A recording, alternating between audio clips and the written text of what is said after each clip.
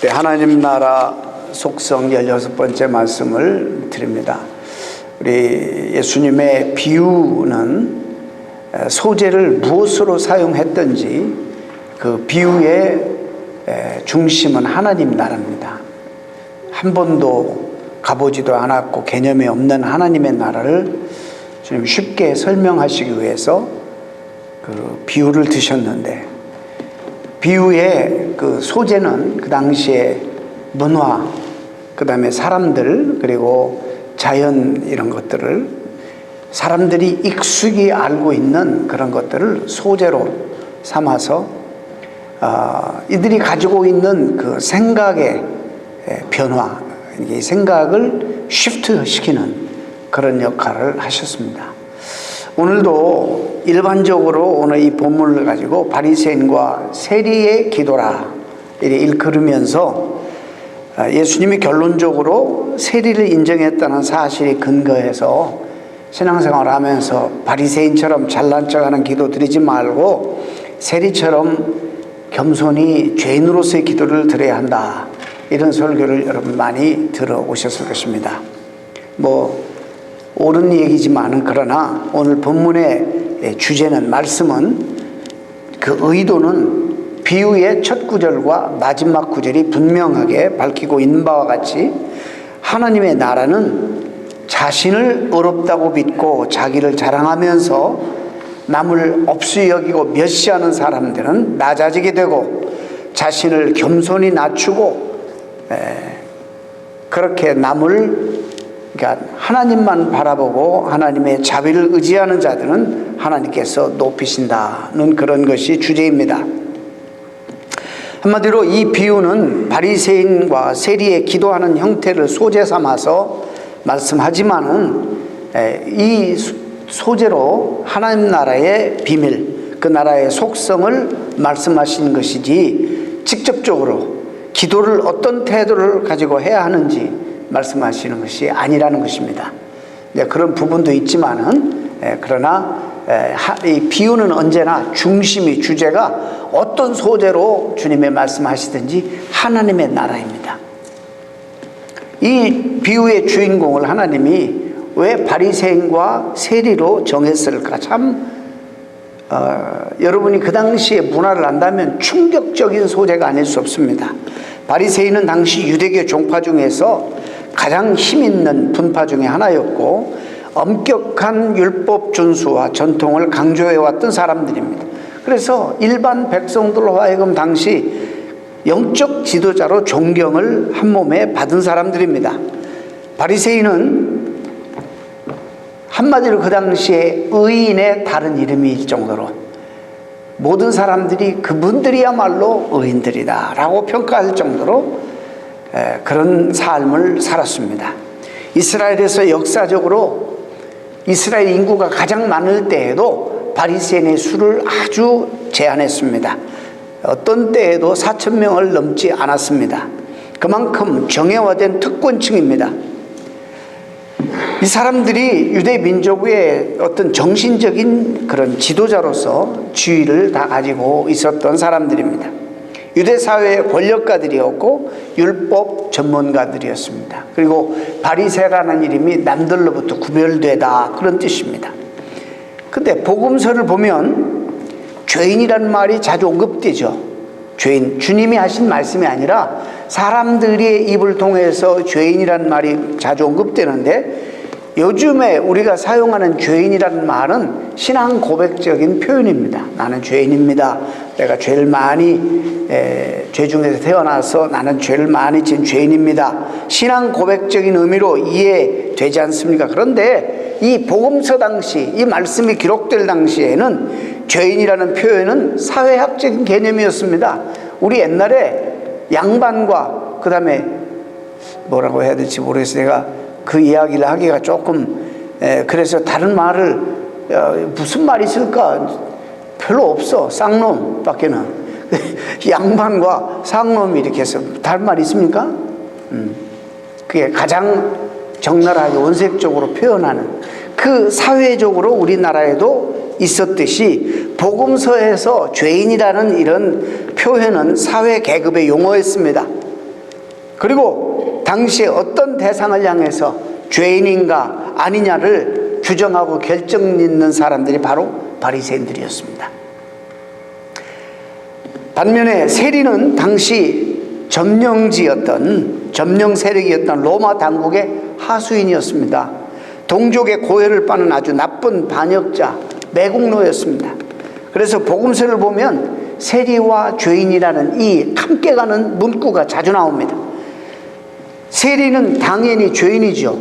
그런데도 그럼에도 불구하고 세리와 죄인이라는 그런 표현을 구별해서 자주 쓰는 걸 보면 여러분 죄인 중에 괴수라는 얘기입니다.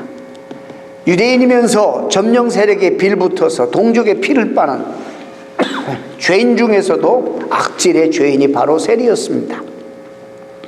로마 제국의 할당량의 세금을 징수해서 주고 나머지는 자기가 착복해서 부를 축적하는 이런 사람이었습니다.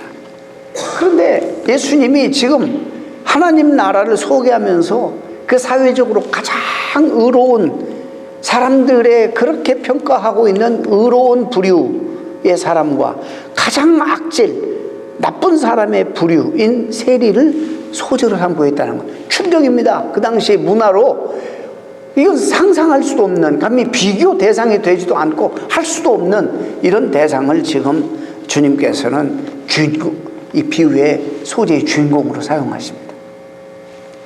여러분, 조금 제가 설명했으니까 굉장히 그 당시 사람들이 얼마나 충격이었을 것인지 여러분 짐작하실 것입니다.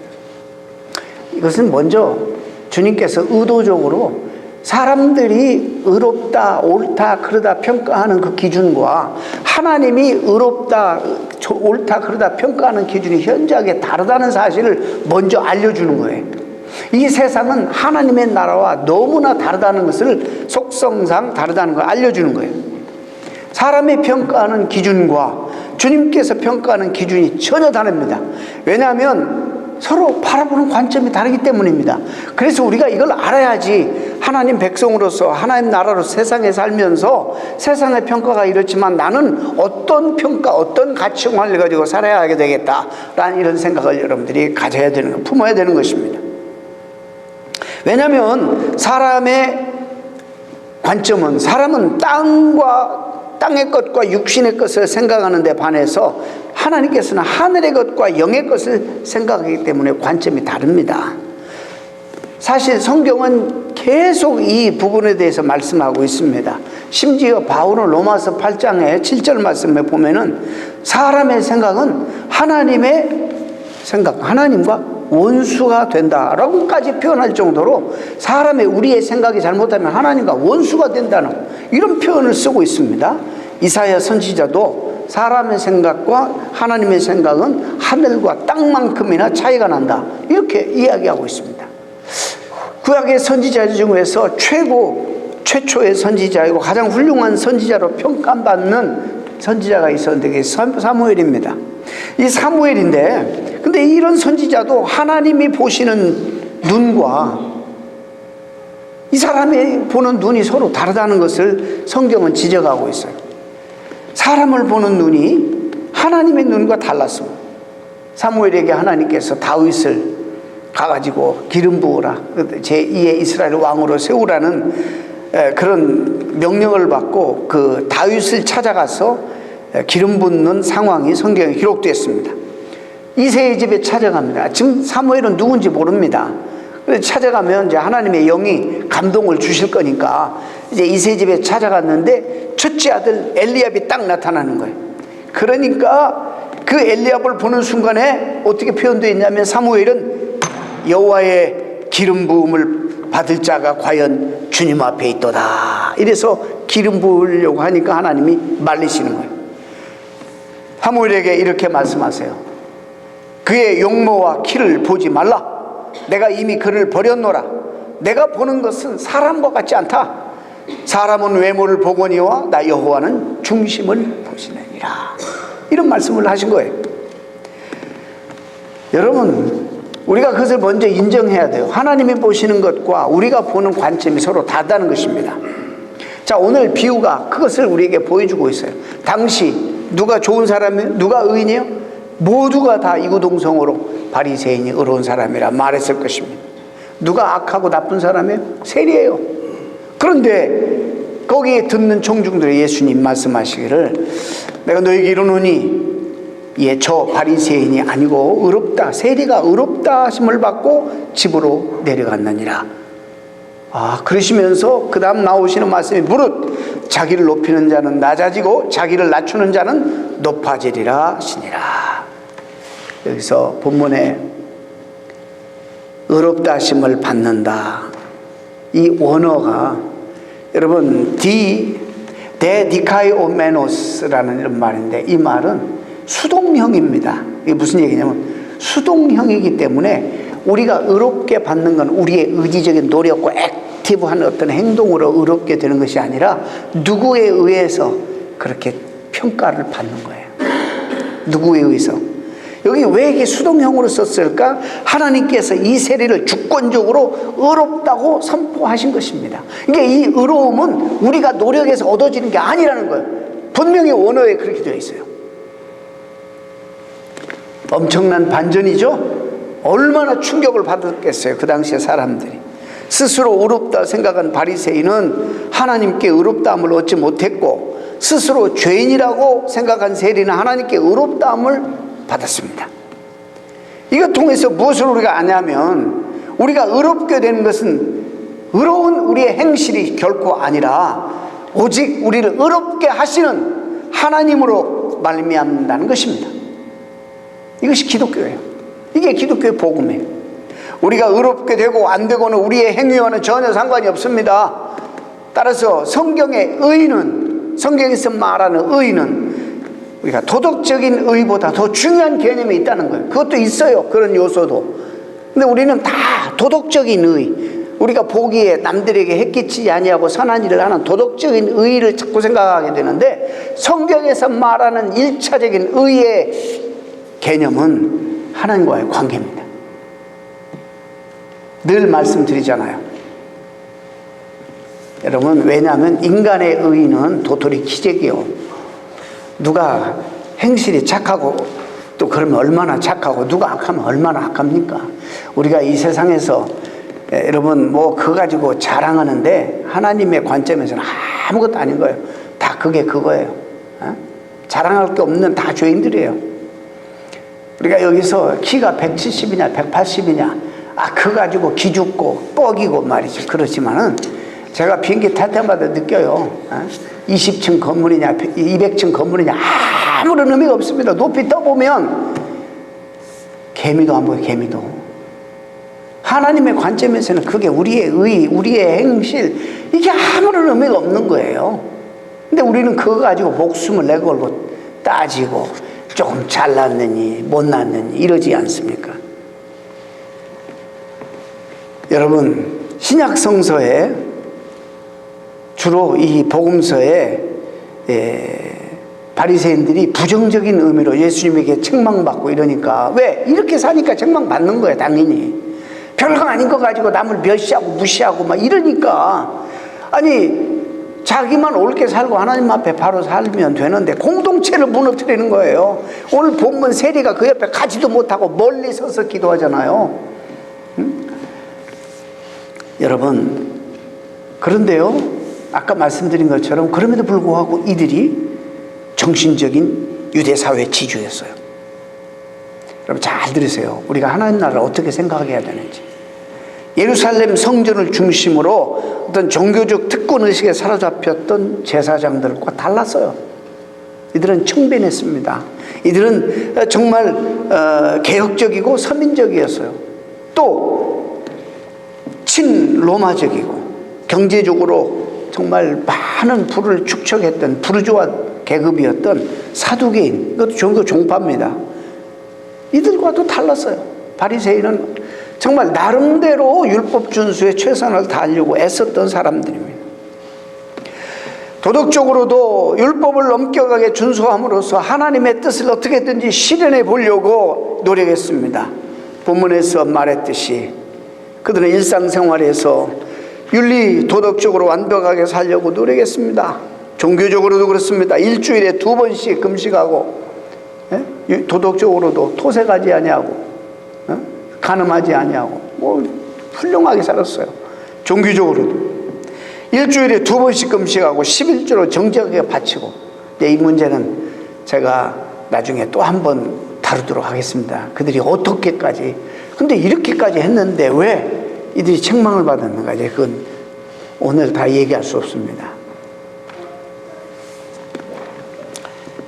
이로 인해서 유대인들은 종교적인 정체성과 그 민족의 정통성을 유지할 수 있었습니다. 사실 이런 사람들이 그 유대 사회에 정말 필요했습니다. 그걸 유지했어요. 민족을 정신적으로. 그들의 정신적인 지주였어요. 오늘도 이런 사람들이 우리 공동체에 필요합니다. 이런 사람들이 많아야 사회가 건강합니다. 사실. 그리고 이런 사람들이 많아야 이 공동체도 건강하게 성장할 수도 있고, 여러 가지 책임감도 가지고 정말 책임감을 가지고 열심히 일하는 헌신된 분들이 있기에 우리 공동체도 이렇게 존재하는 거 아닙니까? 그래요. 그래서 함부로 주님이 그렇게 폄하하시고 주님이 이렇게 책망했다고 우리가 그들의 삶을 그렇게 살지도 못하면서 함부로 폄하할 수는 없습니다. 사실. 왜냐하면 세리의 삶을 우리가 알게 되면 더더욱이 그렇습니다. 실제 삶에서 세리는 사람들에게 인정 못 받았습니다. 당시 세리는 로마 정권과 계약을 맺은 다음에 자기 민족인 이스라엘 사람들에게 세금을 거둬서 할당량만 내고 나머지를 착보가 자기들의 수입으로 삼았습니다. 그래서 당시 세리를 향한 이스라엘 사람들의 원성이 얼마나 컸는지 우리는 얼마든지 짐작할 수 있습니다. 그래서 세리와 죄인이 동의어로 사용되었습니다. 그 정도로 그 바리새인들 그러잖아요. 어떻게 예수님이 저 세리와 죄인들과 함께 식사를 할 수 있는가? 그런데요, 엄청난 반전이죠. 누가 봐도 누가 옳은 사람이고 누가 그런 사람이고 누가 의롭고 누가 죄인이고 다 이미 그렇게 알고 있는 그런 상황 속에서 예수님은 바리새인을 오히려 비난하고 세리를 칭찬하셨습니다. 충격적인 평가죠. 당시 늘 문화적 상식에 전혀 비교 대상이 될 수 없는 사회적으로 양극의 사람들을 비교 대상으로 삼았다는 자체도 이건 말이 안 되는 거고, 더군다나 의의 상징이었던 바리새인이 의인이 아니고 죄인의 상징이었던 세리를 의롭다고 평가했다는 이 평가는 충격입니다.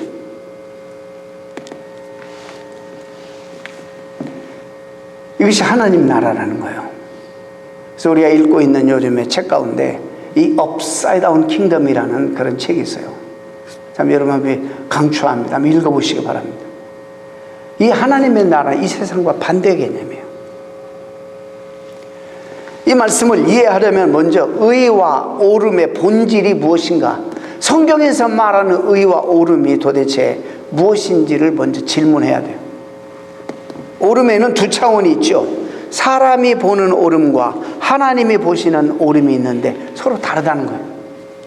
사람은 겉으로 드러난 행동만 보기 때문에 사람 앞에서의 옳음은 극히 제한적이에요. 우리가 평가할 수 없잖아요, 사람을. 이 사람이 이렇게 선한 행동을 하면서 어떤 나쁜 동기가 숨어 있는지 모르잖아요. 이렇게 처신하고 이렇게 했는데 나를 이용할 그를 대상으로 삼고 의도적으로 그렇게 했는지 모르잖아요. 그러니까 사람이 보는 옳음과 하나님이 보시는, 중심을 정확하게 들여다보시는 하나님이 보시는 옳음에는 큰 차이가 있는 것입니다. 주님은 우리를 중심을 꿰뚫어 보십니다.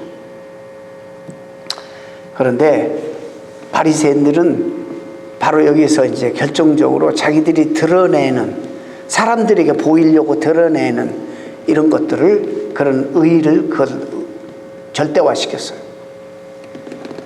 언젠가 기회 되면 제가 그들이 어떤 행동을 했는지를 제가 말씀드리지만, 하나님이 없는 의, 동기가 건전하지 않는 의, 그러니까 사람들은 몰라요, 그것을. 그래서 어느 순간에 자기가 제일 잘 믿는 거예요. 제일 잘 믿을 뿐만 아니라 자기 식대로 율법을 지키고 자기 식대로 생각하고 자기 식대로 주님을 따르고 자기 식대로 행동을 보이는 그런 사람만을 용납하고 나머지 모든 사람을 멸시하는 자리에 쓰게 된 거예요. 자기만 옳다고 생각하는 그런 확신이 결국에 타인을 멸시하게 만들었어요. 왜? 자기의 의를 기준으로 평가하기 때문이죠. 기도 내용을 볼까요?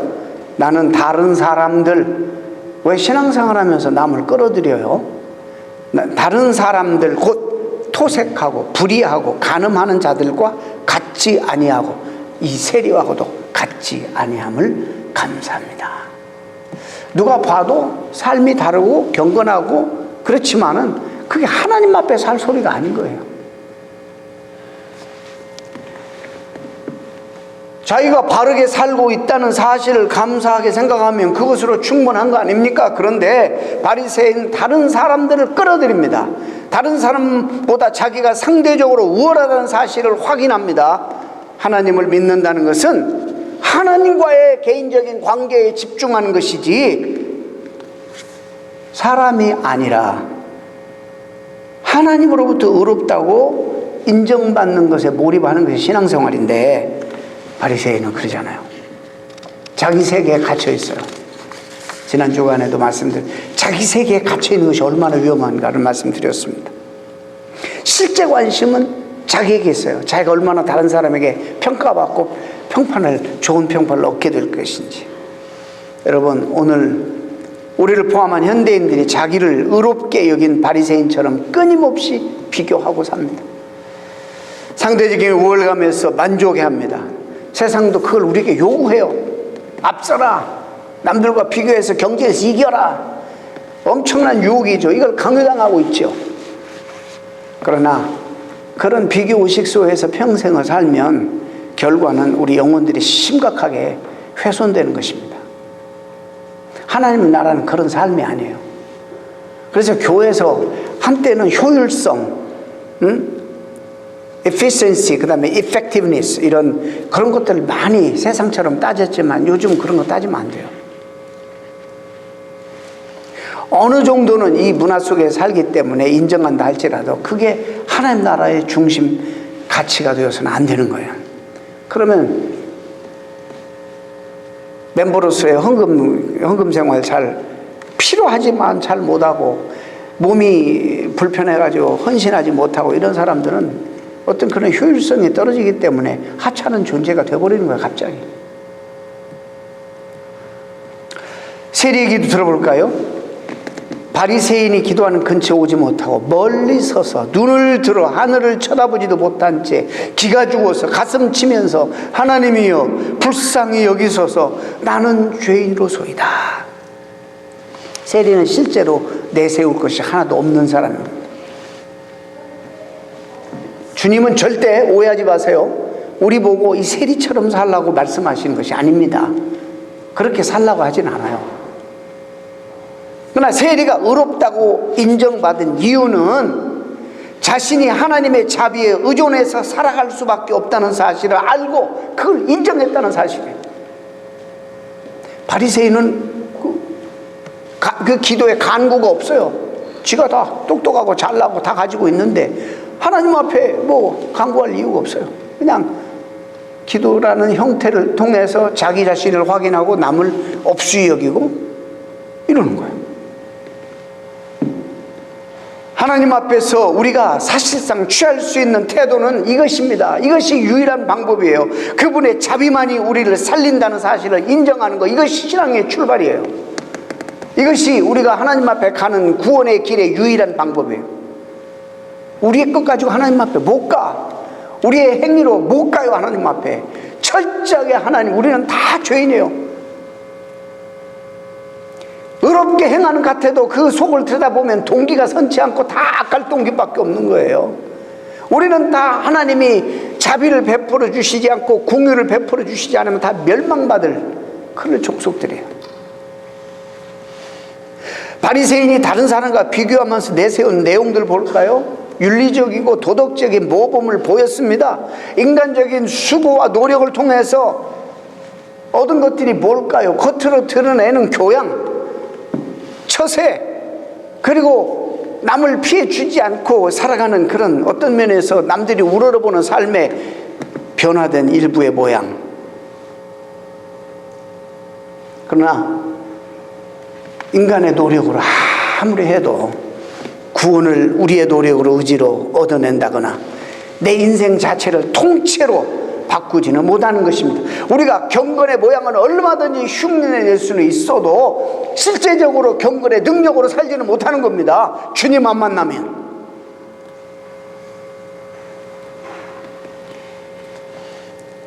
그래서 그것을 인정하는 말이 오늘 본문에서 나오는데 그것이 바로 세리가 고백한 고백입니다. 큐리에 엘레이송, 본문에 주님 나를 불쌍히 여겨 주소서.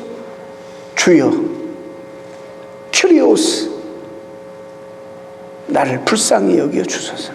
오직 하나님의 자비만 의지한다는 의미죠.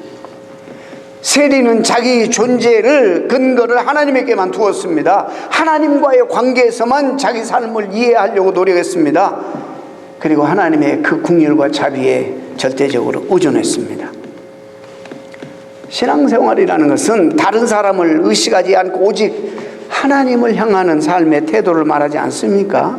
성경도 늘 그것을 가르치고 있습니다. 그리고 난 다음에 다른 사람을 비교 대상이 아니라 섬김의 대상, 사랑의 대상으로 대하는 것이지, 비교 대상에서 나보다 못한 사람을 가지고 멸시하고 우쭐하게 우월할 것도 아니고, 나보다 상대적으로 잘하는 사람 보고 우리가 위축되고 열등감과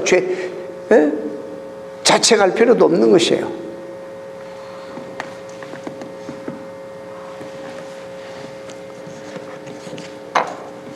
다른 사람하고 비교해서 조금 자기가 옳다는 사실을 확인하는 것으로 건강한 신앙, 참된 신앙에 절대 이룰 수가 없습니다.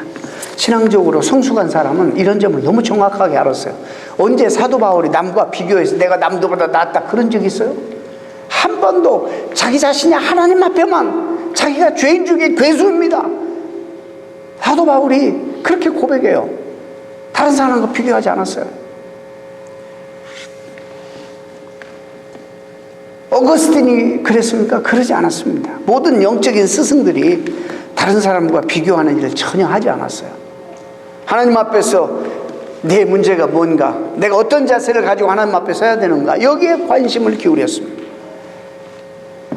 자기 영적인 세계는, 우리의 영적인 세계는 비교의 차원이 아니라 오직 하나님에게서만 확보되기 때문이죠. 저는 오늘 한국 기독교인들의 신앙이 너무 다른 사람과 비교하는 일이 치우쳐 있다는 점에 좀 컨선을 합니다. 내가 다른 사람보다 기도의 시간을 더 많이 가져야지. 여러분, 이게 위험한 거예요. 다른 사람보다 더 많이 길게 많은 시간을 가지는 것이 내게 자랑이 되고 오히려 이게 교만하게 된다면, 다른 사람을 무시하게 된다면 저것들 기도 안 해. 이건 아주 위험한 거예요. 바리새인. 다른 교회보다도 기도를 많이 하는 교회라는 소문 나기를 바라는 것. 다른 교회보다 낫다는 말을 듣고 싶어서 무리하게 큰 예배당을 건축하는 것. 다 그런 건 아닙니다만은 일반적으로 그런 경향이 많다는 거예요. 종교적인 차원뿐만 아니라 일상의 차원에서도 여전히 똑같이 적용되는데, 우리의 삶 자체가 늘 남을 인식하고 그들과 비교하면서 그냥 우월감을 가지려고 돌아가는 것 같은 그런 모습이에요. 왜냐하면 옆에서 쪼아대죠. 남의 남편은 잘 나가는 당신 뭐해? 이러니까 미치는 거죠.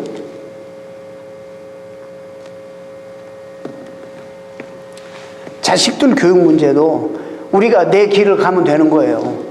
이게 하나님 백성의 태도예요. 내 철학과 내 길을 가면 되는 건데, 상당한 부분에서 남을 의식하기 때문에 그냥 형편도 되지 않으면서 무리를 하는 거예요. 무리. 다른 아이들은 아이들의 부모들은 다 하는데 나만 빠질 수 없다는 이런 생각. 이게 굉장히 큰 유혹인 것 같아요. 우리 교인들, 좀 젊은 엄마들은 좀 다 다르게 좀 살아봤으면 좋겠어. 하나님 앞에 다 맡겨버리고 온전히. 예? 잘 가가지고 말이죠. 뭐 하버드, 예일 가서 프린스턴 가가지고 하나님을 떠나는 자녀들 여러분 되기를 바라요? 일반적으로 좋은 대학에 일반적으로 성공한다고 사회적으로 그러지만 우리는 다른 시각으로도 봐야 돼요.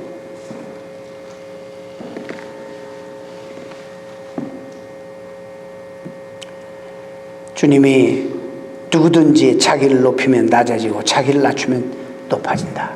하나님 나라의 속성이라는 거예요. 그러지 말아야 되는데 불행하게도 적지 않은 그리스도인들이 공로의식에 빠져 있어요. 업적 신앙이 너무나도 강하게 자리하고 있어요. 자기 자신의 업적을 자꾸 확인하려고 해요. 다른 사람과 비교합니다.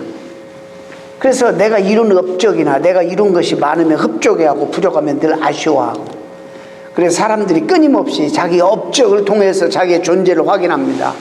일종의 자기의 self-righteousness. 이 문제는 종교적인 차원이 아니라 인간 삶 전체를 정말로 불행하게 사로잡는 무서운 죄성이에요. 그냥 우리는 우리 길을 가는데, 왜? 독특한 나만 갈 수 있는 길이에요. 좀 따라가지 않고 그 독특한 길을 찾아서 가면 안 될까? 이 바리새인은 하나님 앞에 이르는 길을 잘못 선택했어요. 토색, 불의, 간음 이 문제가 아니라 하나님의 은총 중심이 되어야 되는데, 하나님의 은혜 중심, 하나님의 은총 중심, 하나님의 궁율과 자비를 의지하는 그런 길로 가야 되는데, 다른 사람에 비해서 약간 도덕적으로 반드시 산다는 그건 자기가 진실일 수도 있고 착각일 수도 있고, 그들은 다른 사람보다 좀 자제력이 있었어요. 율법 준수에 디스플린이 잘 돼 있었기 때문에 다른 사람들보다 이 자기를 셀프 컨트롤 할 수 있는 능력이 있고, 디스플린이 잘 돼서 자제력도 있고, 함부로 살지 않냐고, 말도 함부로 하지 않냐고, 정말 도덕적으로 난 피해주지 않냐고 근사하게 살 수 있는 자제력은 있었어요. 그러나 하나님의 은총은 몰랐어요. 이게 얼마나 불행한 일이에요.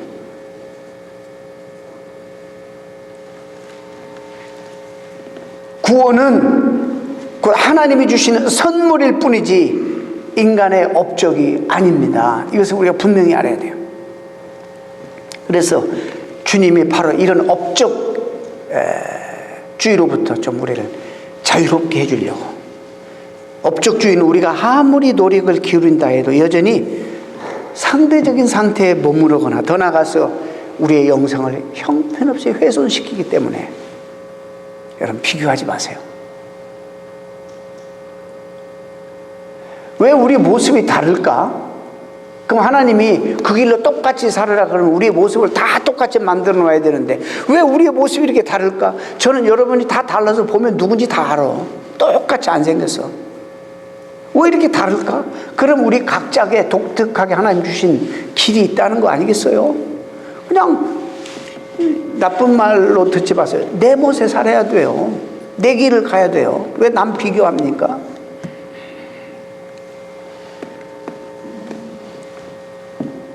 어떤 사람이 양 어깨에 물지개를 지고 양쪽에 항아리 하나를, 두 개를, 언젠가도 제가 한번 나눈 얘기지만 오늘 이 말씀과 너무 연관이 있어요.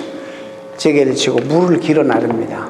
근데 적지 않은 거리를 왔다 갔다 하면서 물을 길어 나르는데 이쪽 오른쪽 항아리는 온전해서 물이 가득 끝까지 와서 잘 부는데 이쪽 항아리는 약간의 금이 있어가지고 물이 흘러.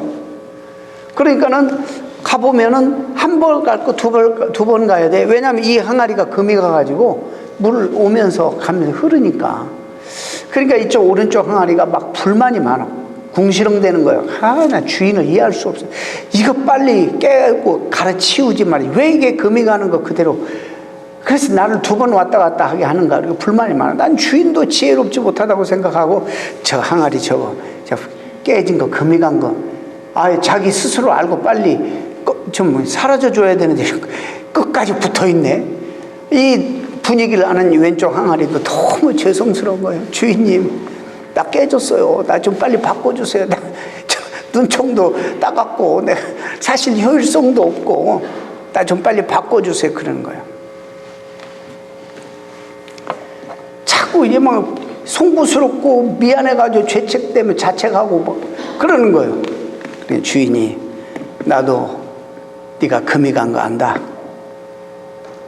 내가 네가 금이 간 거 알면서도 의도적으로 바꾸지 않았다. 그 이유는 우리가 지금까지 지나온 길을 한번 보아라. 물 한 방울 흘리지 않는 이쪽 오른쪽에는 아무 생명도 자라지 아니하고 황무지가 되어 있지만 네가 물을 흘렸기 때문에 이쪽에는 풀도 자라고 생명이 자라고 꽃도 피고 내가 그걸 즐기면서 걸었단다.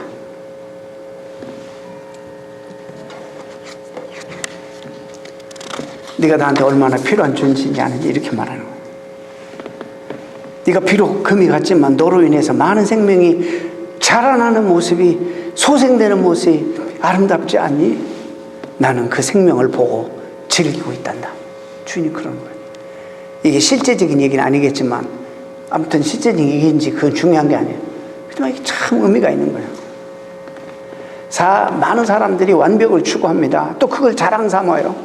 자신의 금이 간 모습을 수치스럽게 여기지만 금이 간 자신의 모습을 통해서 또 다른 사람들이 여유를 가지고 나도 부족한데 저 사람께 완벽하게 보이는 사람도 저런 부족함이 있구나. 얼마나 많은 위로와 힘을 얻으며 살아가고 있다는 사실을 우리가 알아야 합니다. 어떤 때는 자신 가치 없는 존재로 여겨서 낙심에 빠질 때도 있습니다. 하지만은 오히려 세상이 그런 삭막하게 되어가고 있는 것은 금이 간 인생들 때문이 아니라 너무나 완벽한 사람들 때문이라는 것을 잊어서는 안 되는 거예요. 여러분, 제가 이 책도 그렇지만 이 마진이라는 게 마진, 여기다 글씨 쓰고 이 마진이 있어요. 빈 공간. 이 마진이 이 글씨를 정확하게 더 보게 하는 거예요. 우리 교회 자동차 디자인한 분들이 많고 언젠가 주보 목사님, 주보가 너무 빡빡합니다. 쓸 내용이 너무 많은데 주보가 너무 빡빡하면 아예 읽지 않습니다. 글씨를 줄이시고 마진을 많이 남겨주세요. 그때부터 제가 그 의미를 되새겼어요. 우리 삶 속에 완벽한 사람은 없습니다.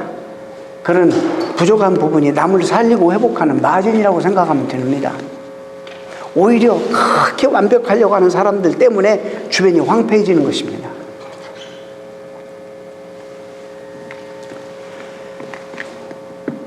마지막으로 바리새인의 신앙과 세리의 신앙이 따로따로 분리되어 있는 것이 아니라 어떤 때는 우리 안에서 이 두 모습이 함께 나타나는 실제 신앙생활에서 겹쳐 있다는 사실을 발견합니다. 여러분, 안 그렇습니까? 어떤 때는 은혜 받아서 우리 신앙이 깊어질 수도 있고, 또 어떤 때는 은혜가 떨어지면 자꾸 남과 비교하면서 자기를 내세우는 마음을 이게 없앨 수가 없어요. 그럴 때마다 여러분, 우리는 부끄러움을 느끼면서 주님 앞에 용서를 구해야 됩니다. 자꾸 남과 비교하려고 하고 거기서 우월감을 가지게 돼요. 거기서 실망하면 이거 회개할 시간이에요. 어떤 때에는 바리새인이 되었다가 또 어떤 때는 세리가 되기도 합니다. 은근히 교만한 기도 드리기도 하고 어떤 때는 또 정말 겸손한 기도도 드리기도 합니다. 자기에게 집중했다가 또 어떤 때는 하나님께 집중하기도 합니다. 이렇게 우리 신앙생활이 오락가락 오르락내리락 그렇게 합니다. 한평생 우리 이렇게 갈 겁니다. 오늘 설교 한번 들어서 갑자기 여러분이 생각이 바뀌겠어요? 아, 이것이 우리의 목표구나 하고는 이제 갈 텐데, 가다가 또 남과 비교도 되고 또 위축도 되고 우월감도 가지게 되고 이러면 기도도 하고 또 겸손히 하나님 앞에 은혜 받고 나갈 수도 있고, 이런 오락가락하는 신앙이 우리에게 이렇게 겹쳐져요. 죽어야만 이런 갈등과 긴장이 끝납니다. 비록 우리 신앙이 이렇게 오르락내리락 하는 순간이 있겠지만 평생 전체를 놓고 본다면 우리의 신앙생활은 앞으로 가게 될 것입니다. 왜냐하면 우리의 신앙생활의 주체는 우리가 사실 아니라 하나님이에요. 그래서 하나님이 구원뿐만 아니라 우리의 성화뿐만 아니라 우리의 구원 완성하는 이 모든 것들을 이야기할 때는 항상 수동형으로 기록했다는 것을 여러분 명심하시길 바랍니다. 우리가 노력해야죠. 적극적으로 뭔가 해야죠. 잘못하면 하나님 없는 그런 업적들을 자꾸 만들면 이런 업적의식에 사로잡혀서 우리 영혼이 피폐해집니다. 하나님이 착한 일을, 선한 일을 시작하셨어요. 이제 온전하게 하나님이 이루실 것입니다. 다만 여기에 우리가 해야 할 전제가 있어요. 뭐냐면 우리는 매일매일의 삶에 우리 주 되시고 왕 되신 예수 그리스도에 집중하며 사는 거예요. 이것이 우리가 해야 할 일입니다. 이런 은혜가 여러분들에게 넘쳐서 이제 우리는 사람들의 평가도 옳다 인정함을 받아야 되겠지만 무엇보다도 하나님의 평가에서 의로운 자라 인정받는 여러분 되시기를 축원합니다. 기도하겠습니다. 하나님